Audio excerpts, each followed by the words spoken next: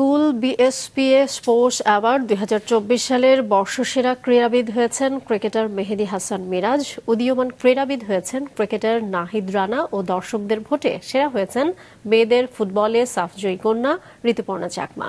জমকালো অনুষ্ঠানের মাধ্যমে রাজধানীর একটি হোটেলে আজ পুরস্কার তুলে দেওয়া হয় বিজয়ীদের হাতে। ১৫টি ক্যাটাগরিতে ১৩ জন ব্যক্তি, দল ও সংস্থাকে দেওয়া হয় এই সম্মাননা।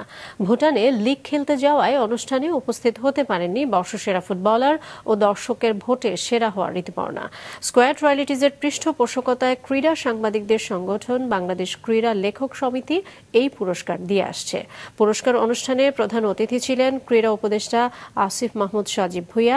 বিশেষ অতিথি ছিলেন স্কোয়াড রয়্যালিটিজ লিমিটেডের ব্যবস্থাপনা পরিচালক অঞ্জন চৌধুরী।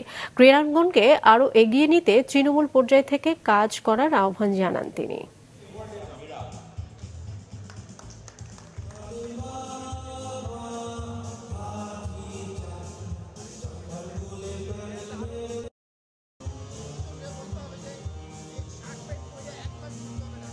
ডিস্ট্রিক্ট লেভেলের খেলাধুলাটাকে একদম ঝিমিয়ে গেছে।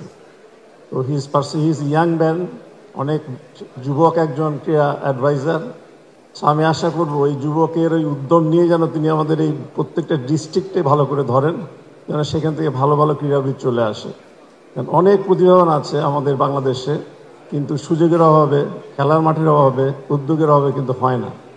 তো এই জিনিসটা আমরা সবসময় আশা করি এবং ভবিষ্যতে আশা করতে থাকবো, কারণ আমাদের স্বপ্ন অনেক দূরে, কিন্তু সেই স্বপ্নতে পৌঁছাতে হলে আমাদের তো একদম ফাউন্ডেশন থেকে, ভিত্তি থেকে আমাদের কাজ করে যেতে হবে।